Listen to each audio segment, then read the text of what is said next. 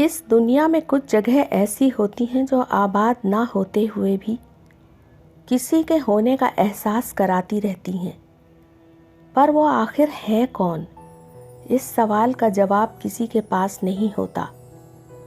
तो दोस्तों, आज मैं एक ऐसी ही कहानी लेकर आई हूँ जो अपने आप में कई अजीब से सवाल पैदा करती है।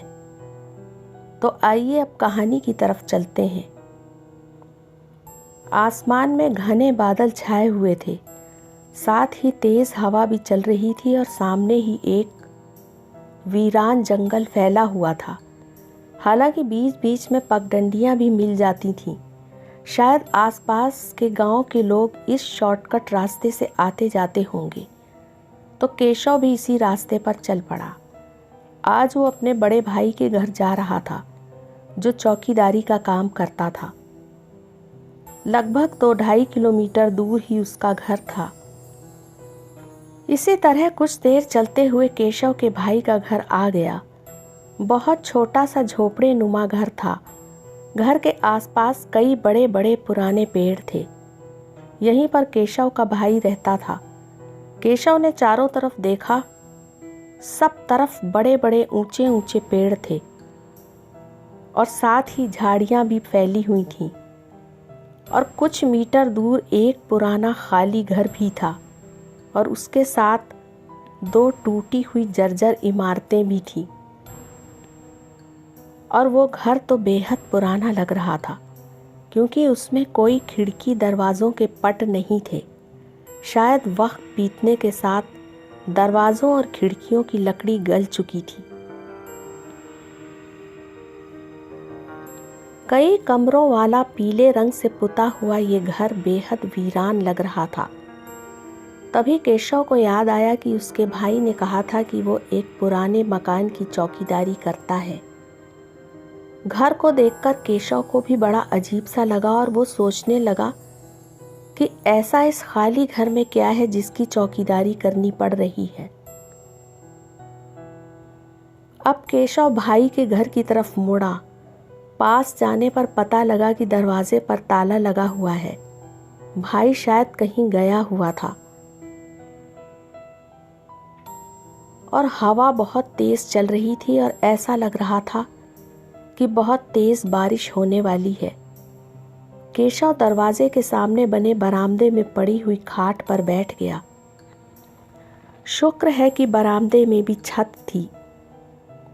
खाट पर बैठे बैठे ही केशव सोचने लगा कि यदि भाई आज नहीं आया तो उसे कल वापस शहर घर को जाना पड़ेगा और अब तो वापस लौटना लगभग नामुमकिन ही था, क्योंकि सूरज डूबने वाला था और बरसात का भी भरोसा नहीं था। अब तो वापस बिल्कुल भी नहीं लौटा जा सकता था। उसने बरामदे के आले में रखी लालटेन जला दी, क्योंकि आसपास बड़े बड़े पेड़ होने की वजह से अंधेरा बढ़ने लगा था। कुछ देर वो वैसे ही बैठा रहा और करीब आधे घंटे बाद उसने थैले से खाना निकाला और खाने लगा। खाना वो अपने साथ लेकर चला था। खाना खाने के बाद कुछ देर वो वहीं टहलने लगा। दूर दूर तक इंसान जैसी चीज़ का नामो निशान तक नहीं था। वहाँ था तो केवल केशव, और वो भी बिल्कुल अकेला। टहलने के बाद केशव खाट पर आ गया और लेटकर सोने की कोशिश करने लगा।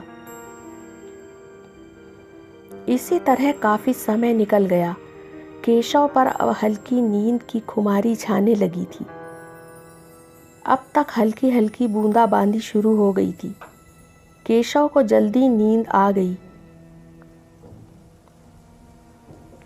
रात आधी बीत चुकी थी।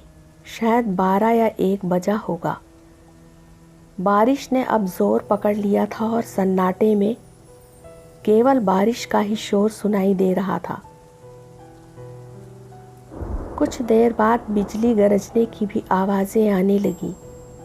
साथ ही हवा के झोंकों के साथ पानी की बौछारें भी केशव पर पड़ रही थीं। पर वो गहरी नींद में था। कुछ देर बाद बहुत तेज बिजली के कड़कने की आवाज़ आई। उस तेज आवाज से केशव की नींद टूट गई और वो उठ बैठा।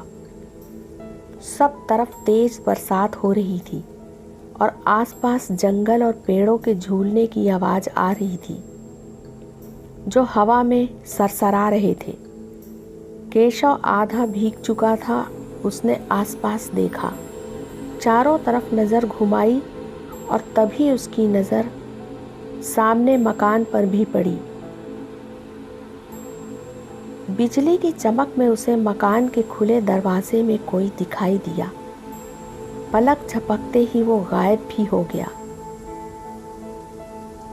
कुछ देर बाद फिर से वो साया इधर से उधर घूमता दिखाई दिया।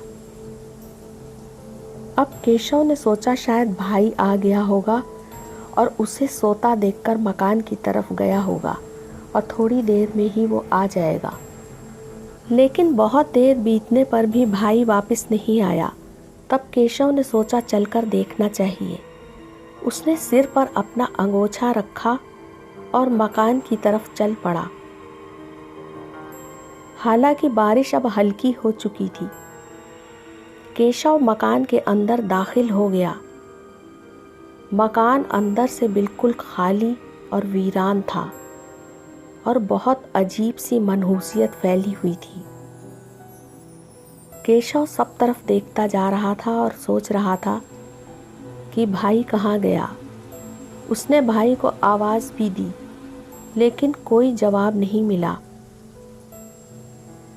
क्योंकि भाई तो वहाँ था ही नहीं। कमरे के साथ ही ऊपर छत पर जाने के लिए पुरानी टूटी हुई सीढ़ियाँ थीं। केशव को तभी कुछ आहट सी सुनाई दी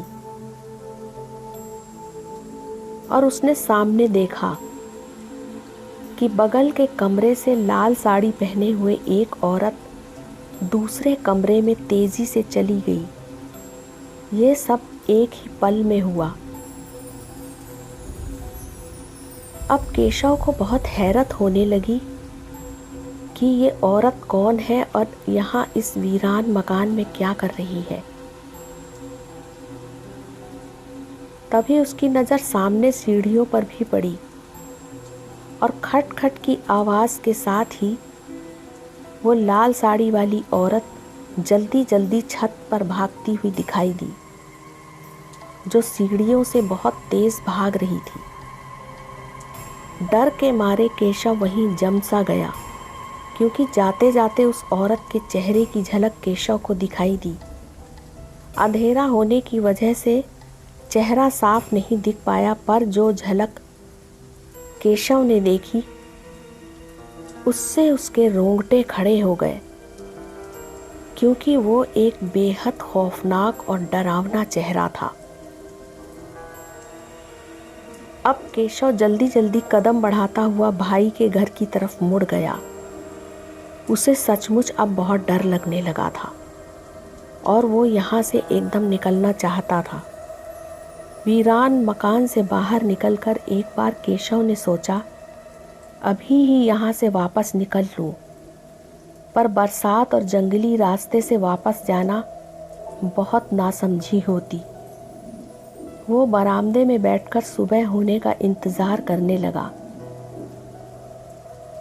दूर से मकान अब और भी डरावना और मनहूस लग रहा था, क्योंकि अब तो ऐसा लग रहा था वहाँ कोई भटक रहा है और भटकने वाली एक औरत की रूह है।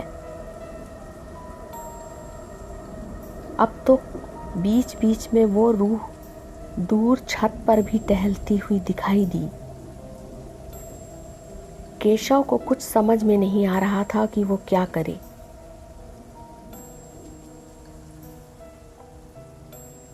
तो दोस्तों, अब आपको भी बहुत हैरत होगी, क्योंकि ये वीरान बंगले नुमा मकान उत्तर प्रदेश के मेरठ शहर के कैंट क्षेत्र में स्थित है और ये भूतिया बंगला नाम से मशहूर है।